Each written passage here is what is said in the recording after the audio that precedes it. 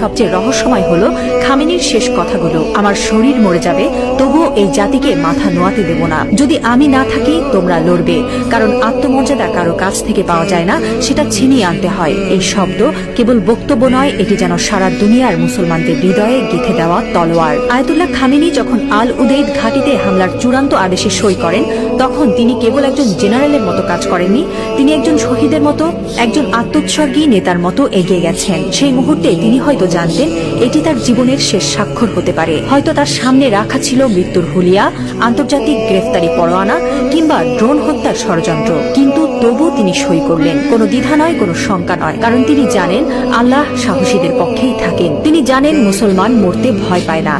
যারা আল্লাহর পক্ষে থাকেন তারা জানে মৃত্যু মানেই পরাজয় নয়, বরং আত্মত্যাগী বিজয়ের শুরু। এই একজন মানুষ এখন আর কেবল ইরানের নেতা নন, তিনি হয়ে উঠছেন সারা বিশ্বের মুসলিম উম্মার প্রতীক। একজন বিশ্বাসী, একজন অটল মুজাহিদ, একজন সাহসী পিতার মতো তিনি বলছেন, আমি থাকি বা না থাকি তোমরা লড়বে। হ্যাঁ মুসলিম উম্মাহ, তোমরা মাথা নিচু করো না। লা ইলাহা ইল্লাল্লাহ, আল্লাহ ছাড়া আর কোনো ইলাহ নেই।